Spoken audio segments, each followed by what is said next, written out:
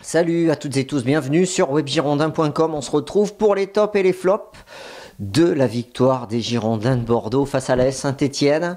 Enfin, une victoire de prestige, j'ai envie de dire, face à un concurrent direct pour la course à l'Europe. C'est l'AS Saint-Étienne, ils étaient invaincus. Ils étaient sur une grosse série d'invincibilité. Bordeaux s'impose sur le score de 3-1, victoire amplement méritée des Girondins de Bordeaux. Ils ont eu du moral parce qu'il a fallu lutter contre l'adversaire, mais aussi contre l'arbitre qui n'a pas facilité les choses avec 2 pénaltys sifflés contre nous. Un très généreux, un qui est logique et surtout un pénalty oublié sur Malcolm en première mi-temps. L'arbitre, M. Morera, nous aura pas beaucoup aidé et Bordeaux, malgré ça, malgré ce vent contraire sur l'arbitrage, mais Bordeaux s'est imposé et Bordeaux n'a pas démérité. Donc on va voir ensemble les tops et les flops de cette rencontre avec tout d'abord la composition d'équipe alignée par Gustavo Poyet, classique 4-3-3, Costil dans les buts, capitaine. La défense, c'est la même que d'habitude avec Pounjé latéral gauche, Sabali latéral droit, Koundé Pablo en défense centrale. Petite nouveauté, Yaroslav Plazil est sur le banc de touche. C'est Meïté qui est titularisé à son profit. Il est associé à Sankaré et à Le Rageur au milieu de terrain. Les 3 de devant, Braithwaite fait son retour après sa suspension. Kamano est à gauche et Malcolm à droite. Voilà, un grand classique. J'ai pas grand chose à dire sur la compo. Physionomie du match, on a vu un Bordeaux, j'ai trouvé un petit peu à la peine pendant les 10 premières minutes et puis après on s'est mis en route. Il y a Malcolm qui obtient ce bon penalty mais qui n'est pas sifflé. On encaisse un penalty, là il arbitre le siffle, faute aussi dans la surface de Pablo, mais il le siffle. Bordeaux est mené 1-0 et malgré ça Bordeaux revient par l'inévitable Younous Sankaré qui s'arrache et on voit que c'est un véritable gagnant, un combattant Sankaré et c'est lui qui s'arrache. On l'a vu, dès qu'on a pris le but, il a pas lâché. Au contraire, ça a décuplé son envie de bien faire. Il va, sur un bon service de Sabali, mettre sa tête un partout.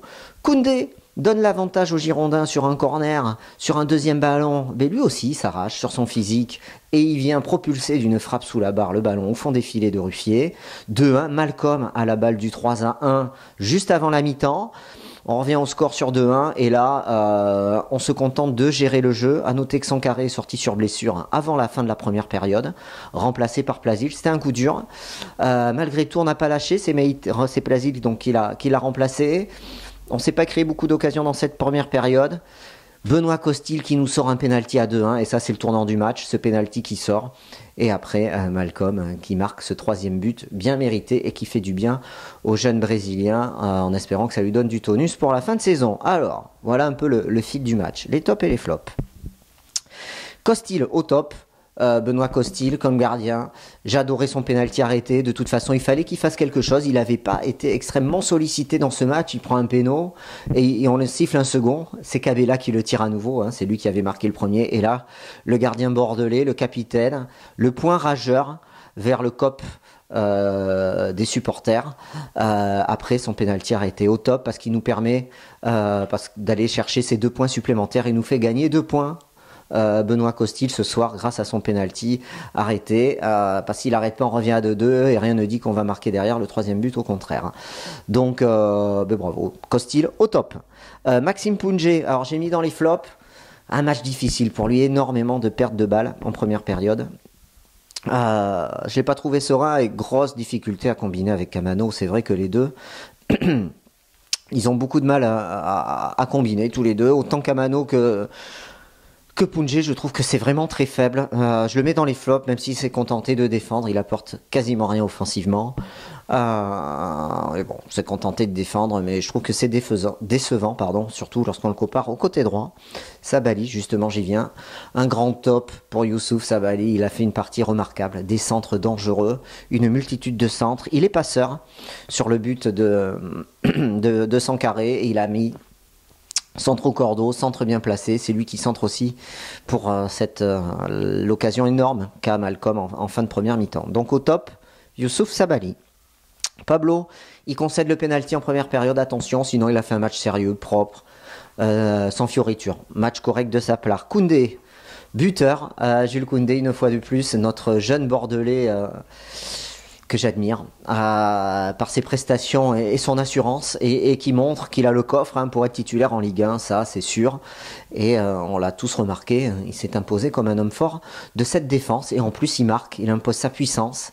Même si des fois il peut rater quelques gestes, mais il se rattrape derrière, il ne panique pas. Un grand top pour lui après ce match face à Saint-Etienne.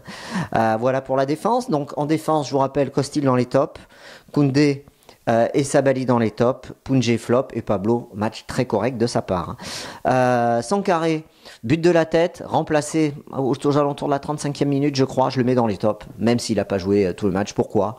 Parce qu'il a permis à Bordeaux de réagir, il amène son pressing, il amène sa hargne, il a la capacité à transpercer le milieu adverse et à se projeter dans la surface, qui est assez remarquable. Il marque encore, je crois que c'est son... je vais dire des bêtises parce que j'ai pas les chiffres en tête, son 10e but je crois. C'est assez incroyable, son nombre de buts, vraiment l'homme fort de Bordeaux. J'espère qu'il va se remettre de son petit problème musculaire pour être titulaire face à Toulouse samedi prochain. Donc au top, Sankaré, remplacé par Plasil qui a fait un match très correct, belle rentrée de Plasil, s'est fendu dans le collectif. Rien à dire sur la performance de Plasil. Le rageur, je le mets dans les tops, c'est pas souvent, parce que son activité défensive a été remarquable. C'est vrai que si offensivement, lorsque lui, à la différence de Sankaré, lorsque le rageur arrive en position offensive aux 20 mètres, il a moins de facilité avec le ballon, moins de facilité technique. Par contre, ce top que je lui mets, c'est pour son activité défensive et c'est les trajectoires qui coupent, les trajectoires adverses, les ballons récupérés. Il s'est battu comme un beau diable sur le terrain et il mérite amplement ce top ce soir. Meïté, match correct de sa part. Voilà, je trouve qu'il est un peu... il impose tellement de physique, je trouve, par sa carrure, et je trouve que derrière, il y a assez peu d'engagement, et techniquement, il semble un petit peu plus à l'aise que le rageur, mais je trouve qu'il apporte pas assez, donc c'est un match correct, pas dans les tops, mais il a fait ce qu'il fallait. Camano, alors Camano, je le mets dans les flops. Moi, il m'a énervé, François Camano, trop de facilité. Alors c'est vrai qu'il a fait des efforts défensifs, mais trop de ballons gâchés. Il tente des frappes incroyables, il tente un lob en deuxième mi-temps, mais il foire complètement son ballon. Je retiendrai de son match un centre réussi en première période et un débordement, c'est tout.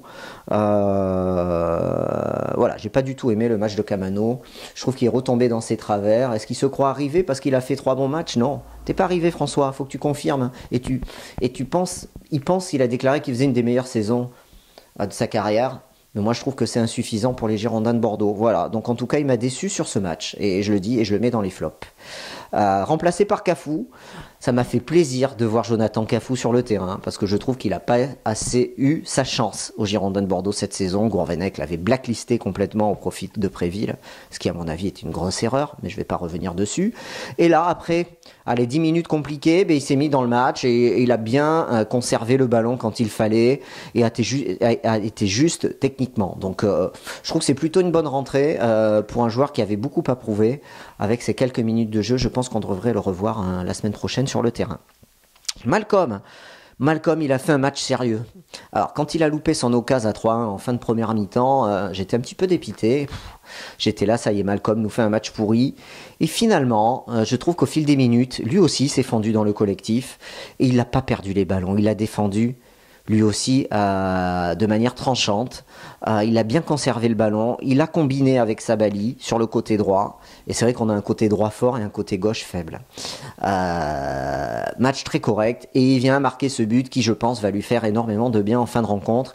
Il sait qu'il a loupé une grosse occasion en première période, mais il ne s'est pas relâché. Et le coach l'a laissé sur le terrain et c'est bien. Ce but de Malcolm, ça devrait lui donner de la confiance pour aller chercher ce résultat face à Toulouse.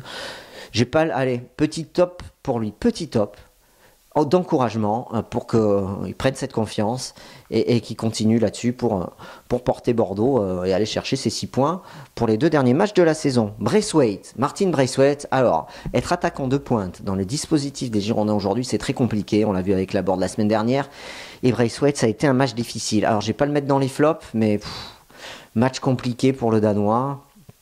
Voilà, pas grand chose à dire. Match compliqué pour Braithwaite. Je ne mettrai pas dans les flops parce qu'il s'est bien dépensé. On voit qu'il a la hargne. Il est très véloce. Voilà, donc à confirmer. Il s'est fendu dans le collectif lui aussi et a participé à ce bloc défensif bordelais. À noter l'entrée de Lefchouk à la place de Meïti qui lui aussi est sorti sur blessure. Attention. Maïté, si Maïté blessé, Sankaré blessé, ils ont une semaine pour se remettre les deux et être un peu plus en jambes. L'entrée de Lefchou qui prend un jaune, il est resté solide. Je crois que c'est lui qui concède le péno, injustement sifflé à mon avis, le deuxième péno. Et voilà, voilà, voilà. Bon, Bordeaux, on avait dit match à 6 points, revient à 3 points de la Saint-Etienne. Bordeaux à moins 1 au goal average et Saint-Etienne à moins 7. Et on a 3 points d'écart avec les Verts qu'on a vu à la peine. Est-ce qu'ils arriveront à se ressaisir la semaine prochaine? Bordeaux recevra Toulouse. Il y a des matchs capitaux en ce moment, au moment où je tourne cette émission. On en sera plus sur le classement. Bordeaux garde espoir. Bordeaux, pour grimper au classement, devra enchaîner une autre victoire la semaine prochaine. C'est impératif, sinon on ne grimpera pas au classement. Hein. Donc voilà, rien n'est perdu. La course à l'Europe, je reste toujours sceptique, je demande à voir. En tout cas, ça fait plaisir de voir une victoire des Girondins. Et qui sait, un miracle, on verra. Match capital face à Toulouse samedi. Vous aussi, faites vos tops, vos flops. Rendez-vous mardi soir, Talk, Web Girondin, 21h, 22h30. Et bon surf à tous sur webgirondin.com. Toutes et tous. Salut.